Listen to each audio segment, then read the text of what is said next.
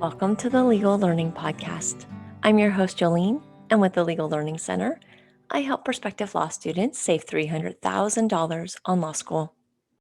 To receive 3 money-saving strategies today, visit legallearningcenter.com/money. Today, we are joined by Sam and Daniel, co-founders of Apollo LSAT Test Prep. We are going to cover all the things you need to know to study for the LSAT, like for how long should I study and why should I invest in a test prep company. So stay tuned. Sure. So I'm Daniel Rudenberg. I'm from the San Francisco Bay Area, Palo Alto specifically. I went to school at the College of William and Mary in Virginia. Got a degree in finance and computer science. I got a 177 on my LSAT, and I'm one of the co-founders of Apollo Test Prep. Hey guys, my name is Sam. I'm also from the Bay Area, from a town called Redwood City, California. I graduated from Cornell University, where I studied government history, and I'll be starting in 2 years at Harvard for law school. And in the interim, I'm working as one of the co-founders of Apollo Test Prep, along with Daniel, after getting a 179 on my LSAT. Wow. Okay. I'm so excited. You guys are my first LSAT company to be on this podcast. It's long overdue. And yeah, after talking to you, Sam, the other day, I'm just so excited to get into this. Yeah, Okay. really, Yeah, thank so are you for we. inviting us. We're really excited. Yes. All right. So let's first start out with what makes your company different than other test prep companies? Yeah, so Apollo, we're a boutique company, and we really focus on building people's skills. That's really the emphasis of what we do, because we believe that the LSAT, it's a very difficult test, like without question. But we really found when Daniel and I were talking about starting the company and sort of what we wanted to focus on, we both realized that we had very similar approaches to the test, and that we realized that even though it's very difficult, it's actually not that complicated. The test is very, very simple because of a basic premise that it's a law school admissions test, right? This is the test to get you into law school. And so it's going to test the skills that you're going to need to use as a lawyer, which when you really boil it down is just how do you understand and manipulate arguments? That's pretty much it on this LSAT. And so when you want to actually improve at this test, what you have to do is think about what are the skills that go into understanding arguments, manipulating arguments, and get really, really, really good at those skills. And once you build up that foundation, then every question is going to feel trivial after that. And so we basically created a framework where we focus on the 3 main skills of the test, which are finding assumptions in arguments, breaking down formal logic, and doing a thing called descriptive analysis, which is basically looking at specific patterns of argumentation, looking for the general logical pattern in between. And we really believe that if you can just get really good at those 3 things, then you can master the entire test. The analogy that we often use when we're trying to describe like, what is it like to study for the LSAT, why is the skills-based framework really useful, is it's sort of like learning how to play an instrument. Most people think the LSAT's a class and you have to cram knowledge into your head, but it's the kind of test you couldn't cram for. And so when you think about how to get good at the guitar, for example, you really don't have to know that many things. You have to understand how to play the chords, how to kind of hold the strings, and maybe a few scales here and there. And that's pretty much it. But the step from conceptual knowledge to actually being able to perform in front of 1,000 people at a concert is a very big gap. And that's really just about discipline, practice, and building your skills. And there really wasn't too much of a focus on that in most of the test prep companies out there. And so we really built a whole program and a framework about helping students build their skills from the ground up. And so do they do that with a class or with one-on-one tutoring with you guys? So we do exclusively one-on-one tutoring. We really like to call it more coaching, because I think the model is, we really believe the goal of every hour you spend with a coach or a tutor, you're not really going to get better by sitting in front of someone and watching them do it. It's one of the reasons why we really think the very popular live course model is just really not an effective way to study, because if you want to get good at playing the guitar, you're not going to sit on your computer and watch somebody else play the guitar. It's not going to actually make you a better guitar player. But what you would do if you want to get better at the guitar is you'd hire a guitar teacher, right? And so the point of a guitar teacher or an LSAT coach is to really help you learn the skills for yourself. And so every hour you're with a coach is dedicated to how can you go and actually integrate the skills into how you think about things. And so, for every hour you're with a coach, you have about 10 to 15 hours of lessons, drills, and practice problems and exercises. And the goal is really to get all the benefits of something like a self-study where you're really drilling and improving and building, your own skills, but with guidance and a curriculum. We sort of say, you do the drilling, we take care of everything else. And that sort of hybrid model really tends to be successful because it's tailored around the nature of the test. Yeah.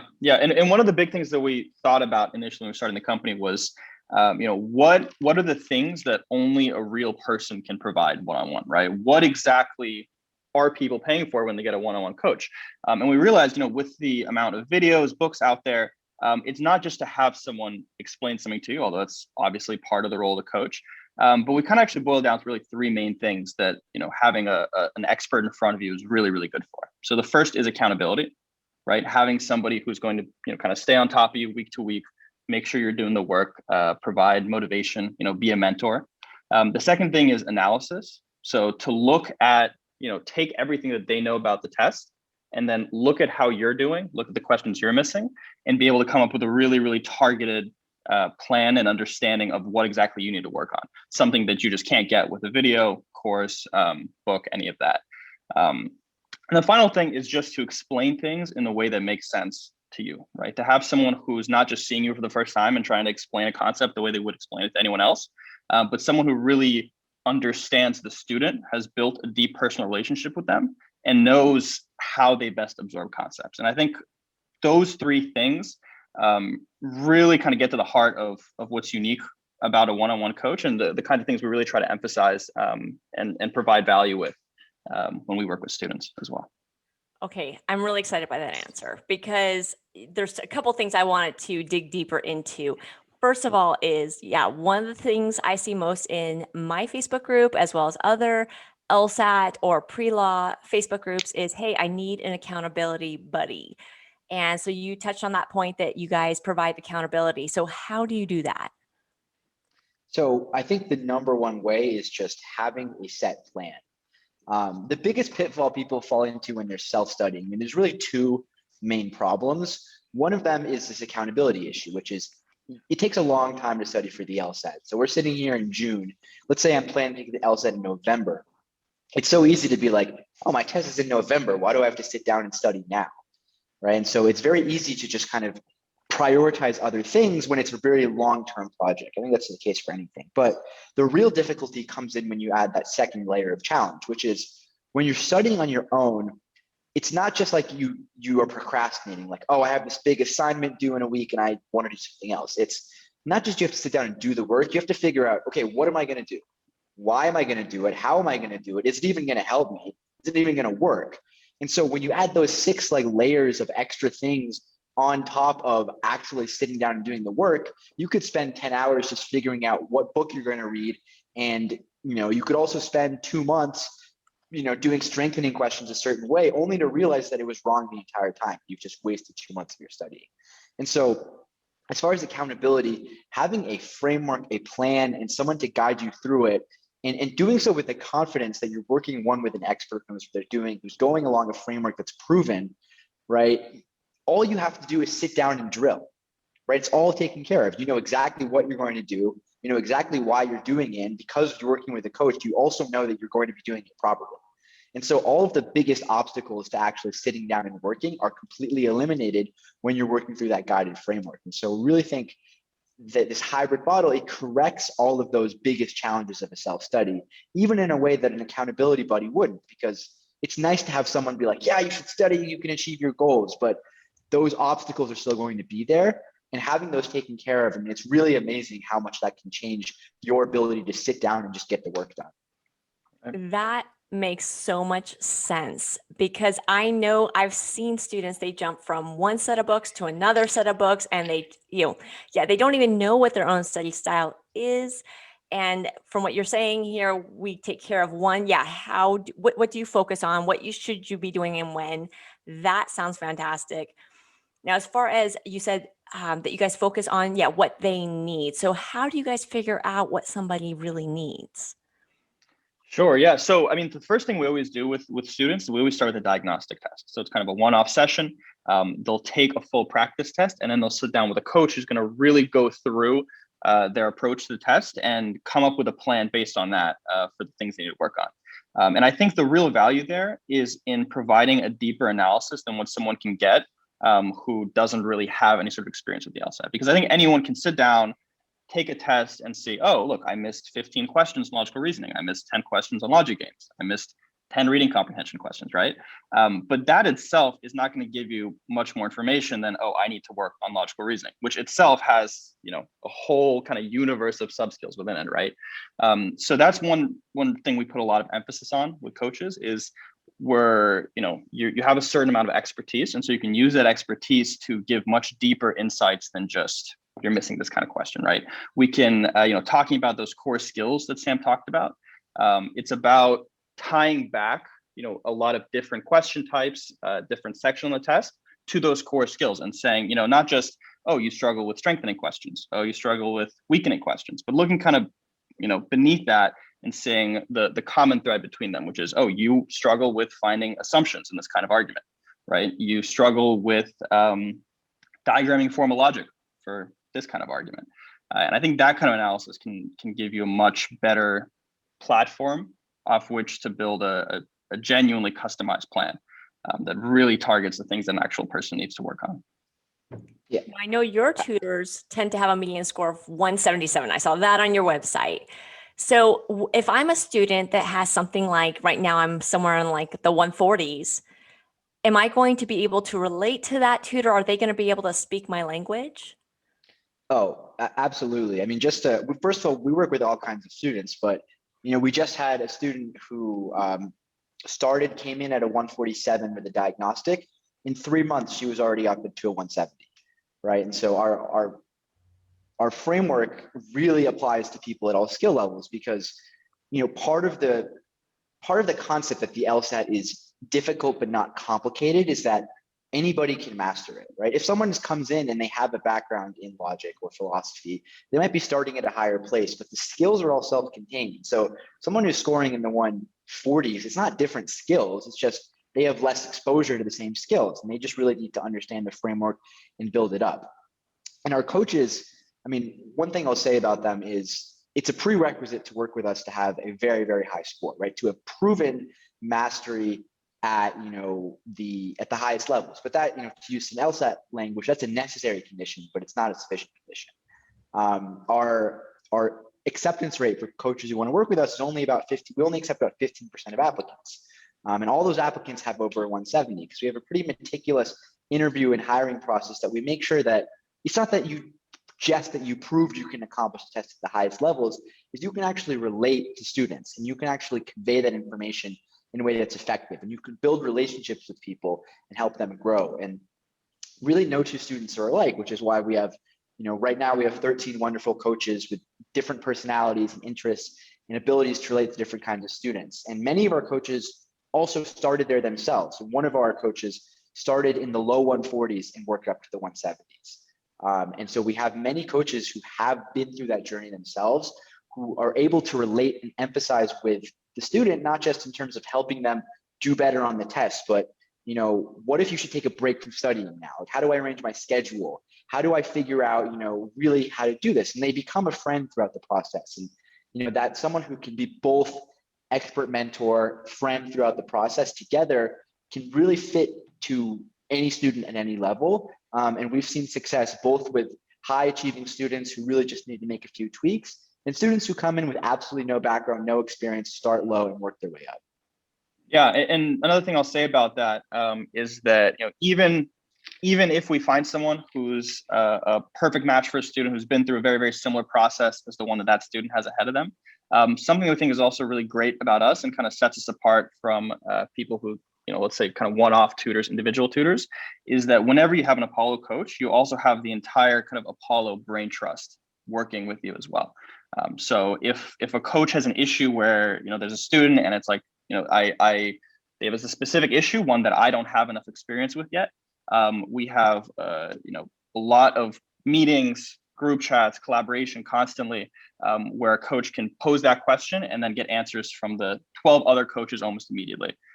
So there's really very few situations that we don't have covered for different students, because we have just such a diverse team. They have so many different experiences, so many different LSAT experiences. So there's really you kind of cover the full spectrum of what a student might need.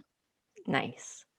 Now, I've heard two different timelines so far. So I heard, Sam, you mentioned something about like kind of a 6-month study plan. And then you mentioned that one student who just kind of shot through the roof after 3 months. So what's your generally recommended time frame for studying for the LSAT? Sure. Yeah. So I think it's hard to say a,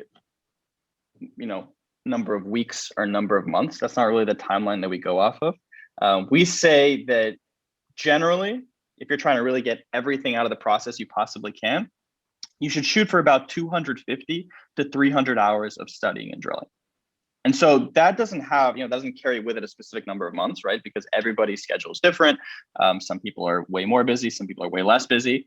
But once you can kind of build off of that, once you can say, I need to get 300 hours of studying done, here's how many hours I have per week.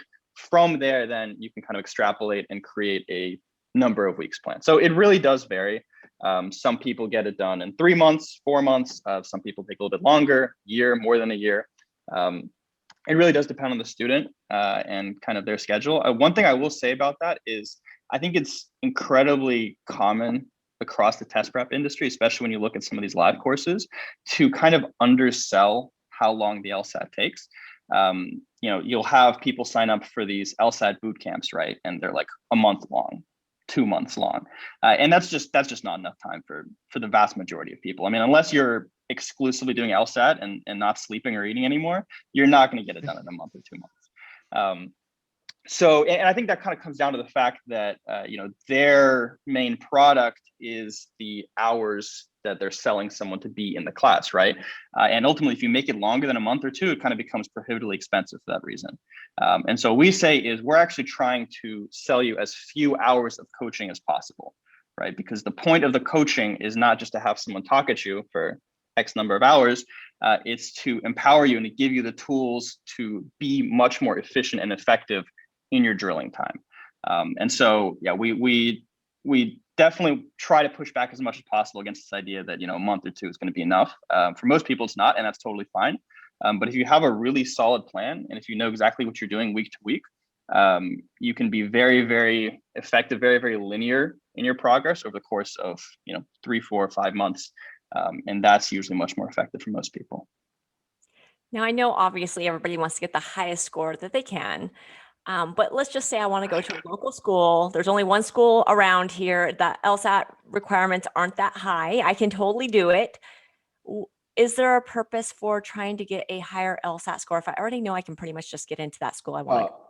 Without question, I think this is like the most important thing to know about the LSAT, is that no matter what school you want to go to, no matter what your goals are, every point on the LSAT is worth tens of thousands of dollars, right? And that's really not an understatement. And so let's say, you want to go to a school and the median LSAT score is a 155, right? And you're sitting there with a 156. You have a good shot to get in that school, no question. If you bump that 156 up to a 160, maybe a 162, not only will you get into that school, they will pay you a lot of money to go there.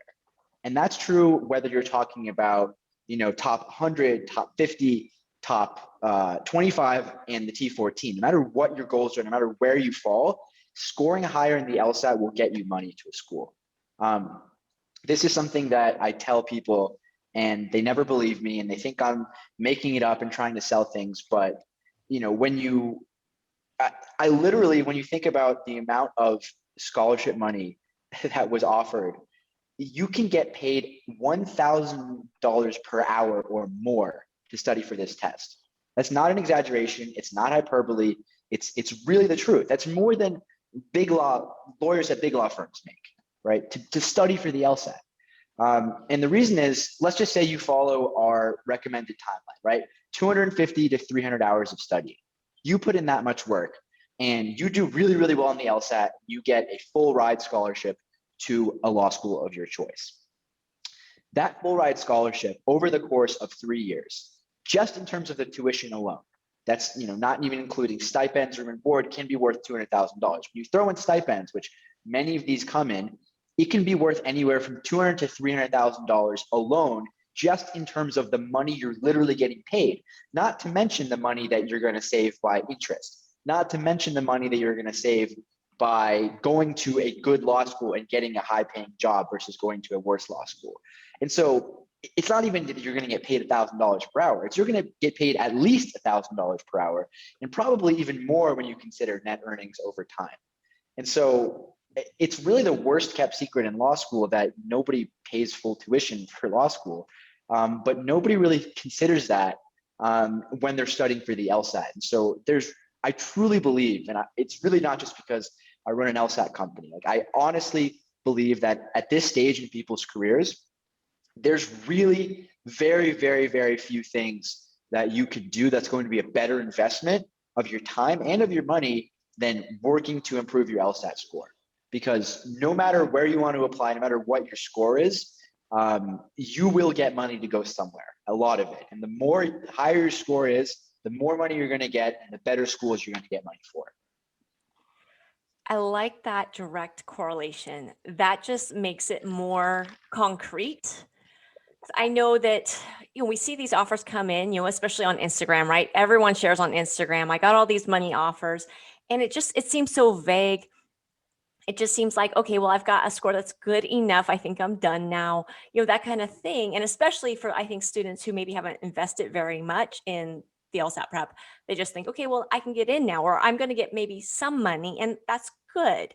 And you brought up a really good point, which is the interest, and I just did a whole speech on this and everything. The interest can sometimes be like half as much or even more than what you're taking out. So you take out 150,000, you could be paying 75,000 in interest. And people don't realize that because they don't talk about it a lot. So when you're getting a full ride, that's not just 150,000 if that's your tuition there. It's also that 75,000, or again, maybe more.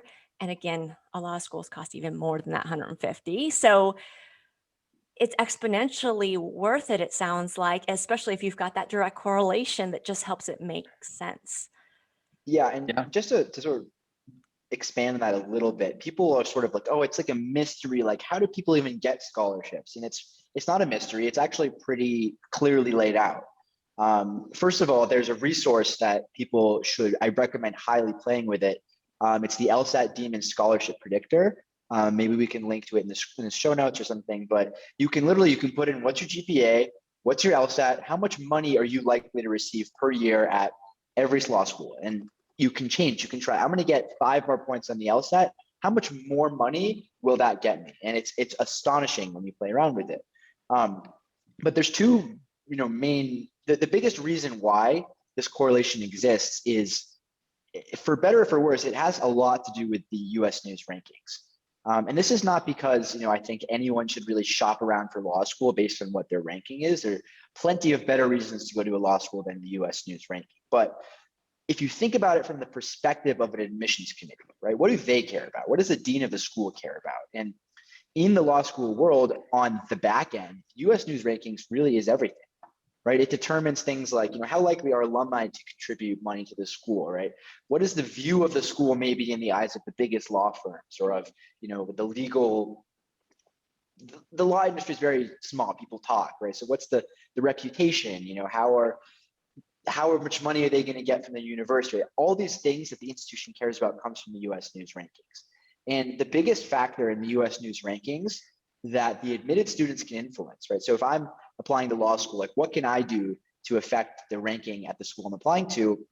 By far and away, it's your LSAT. It's around 15% of the ranking from the student's point of view is your LSAT. And so just to talk about numbers, right? Law school classes are small. There's 200 people or so in the average law school class size. And so if the median LSAT score, just to give some concrete examples, the number 2 ranked school in the country right now is Stanford. And they have a median LSAT score of 171. This might be data from last year, so I'm not positive on the current numbers, but the number 17 ranked school last year, at least, was WashU St. Louis. And their median LSAT score was a 169. That's 2 points. 2-point difference in median LSAT score between number 2 and number 17. And that makes a massive difference, right? If WashU could bump their LSAT score up by a single point, they might catapult themselves in the T14, which would dramatically change how WashU is perceived.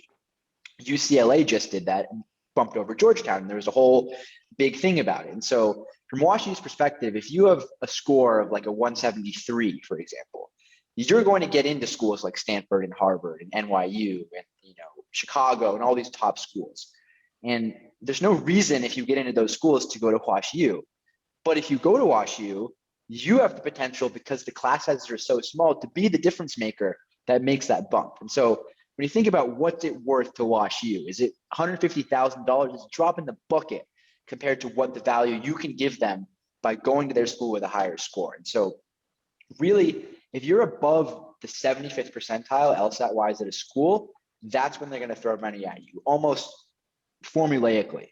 And it's really for these reasons. And so because every person can make a huge difference, every point in the rankings makes a huge difference, it seems like so much money, but it's chump change to these schools compared to the value you can provide them. And recognizing that, everyone's the perspective is so shifted, like, oh, please accept me, like I really need to go to your school. It's like, no, the schools really need you to go there.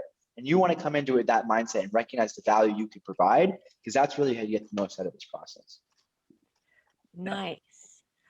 Yeah, you're so right. We look at it as though you're begging, you're knocking on their door, please let me in, and please, by the way, would you mind giving me a few dollars too? That'd be really nice. Right. And it's, if you can play that strategically, and I agree, rank is not everything. There's so much more that should be going into those decisions. And if you could look at something like what you just said, where it's like, yeah, you could get a lot of money, go to a great school that, again, if you're helping them rise, in a few years, they might be, a T14. And then even though you didn't go to a T14, you went to a T14, I mean, Exactly. Right. I've seen it with my college, not with my law school.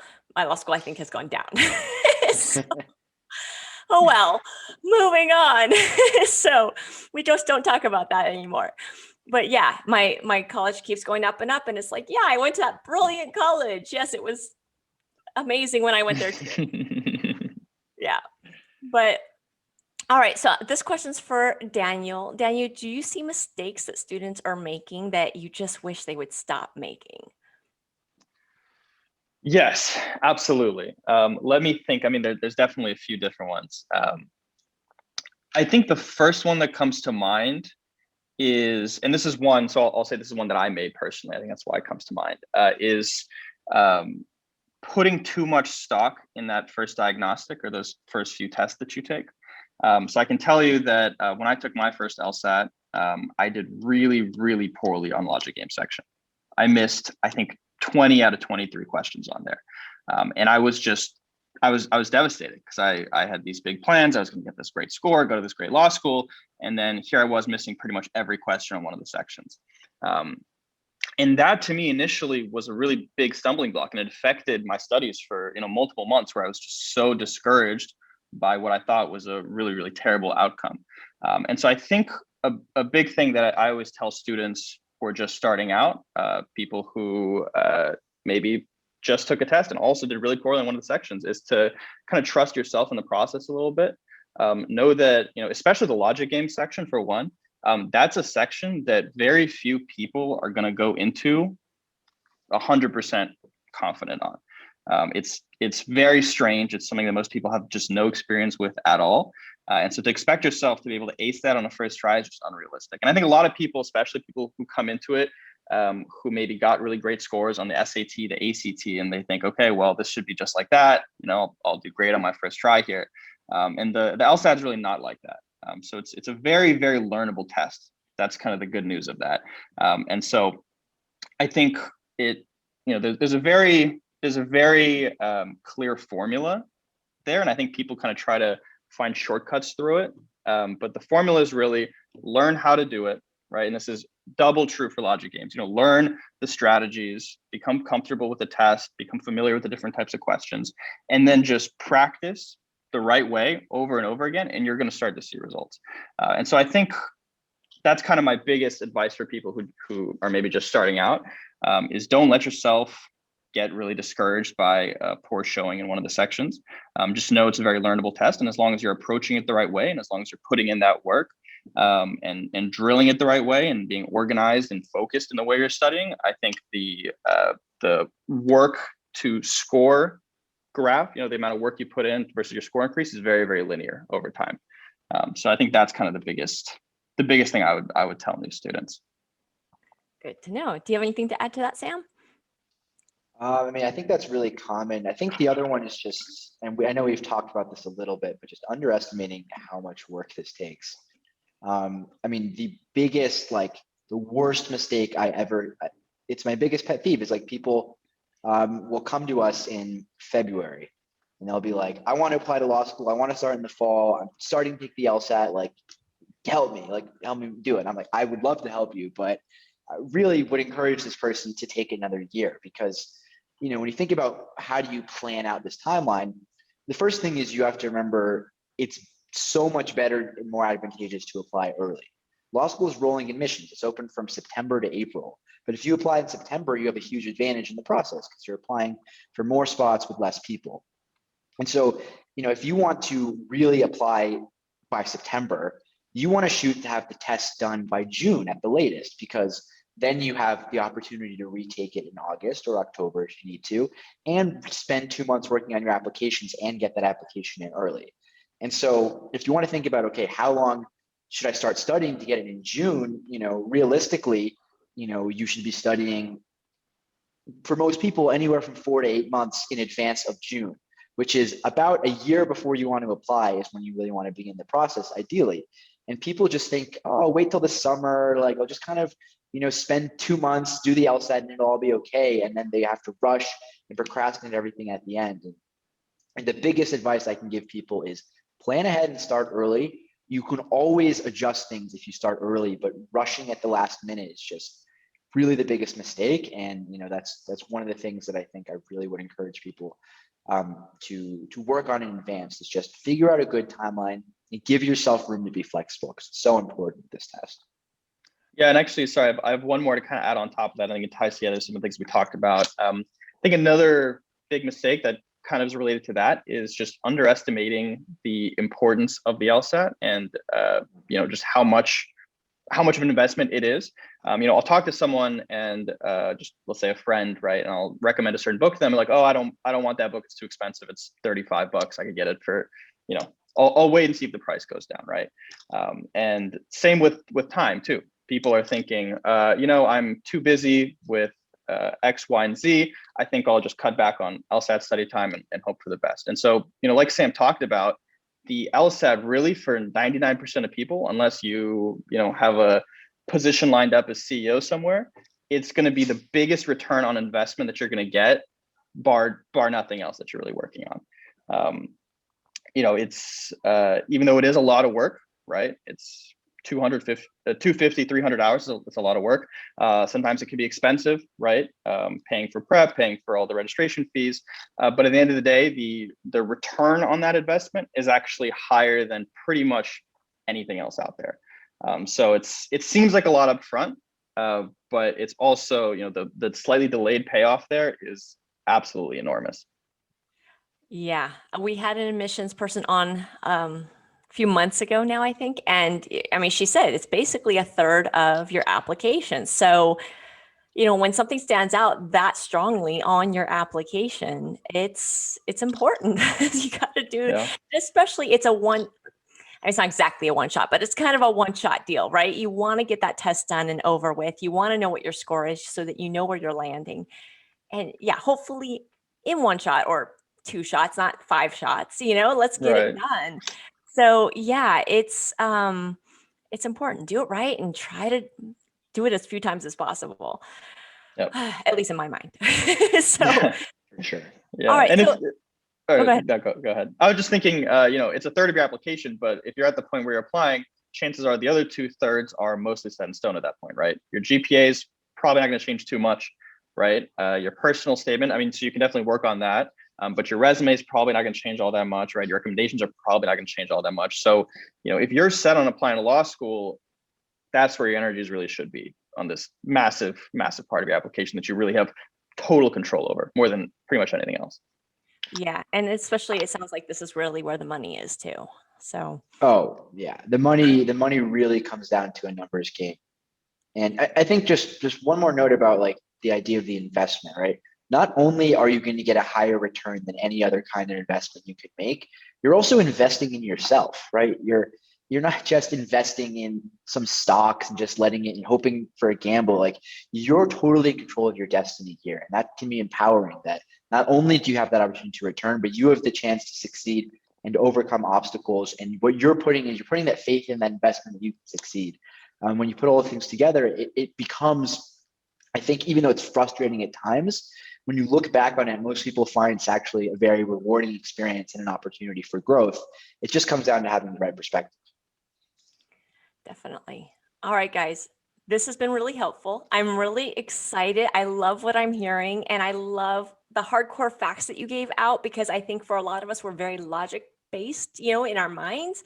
And hearing that dollar for dollar, that hour for dollar kind of logic, I think just really helps cement it in and helps us get over that barrier of, yeah, should I be investing in this? Should I be investing again in myself? And it sounds like the answer is yes. So Yes. if they want to work with you guys, where can they find you? Yeah, a couple different places. So we have our website, www.apollotestprep.com. You can learn a lot more about us. You can meet some of the coaches. We have a blog. We have a lot of information, and you can contact us on there as well. You could also email us. So the email address is contact@apollotestprep.com. We're also on Instagram at Apollo LSAT. I think that's it in terms of social media for now, but we're going to be branching out more soon, hopefully. All right. Sounds good. Thanks so much for joining me, guys. Yeah, Thanks thank for you. having Great us. talking to you. Before we get into my top takeaways, a quick word from our sponsor, Juno. If you have to take out student loans, check in with Juno first. Juno can often offer law students 1% to 2% lower interest rates than the federal government, and with no origination fees and oftentimes cash back as well. Visit advisor.legallearningcenter.com/Juno for more information. My top takeaways from our chat with Sam and Daniel. Number 1, the LSAT is really just a test of lawyer skills. Number 1, breaking down logical arguments. Number 2, descriptive analysis and arguments. And 3, finding assumptions. Number 2, you need somewhere between 250 or 300 hours of study time to do well on the test.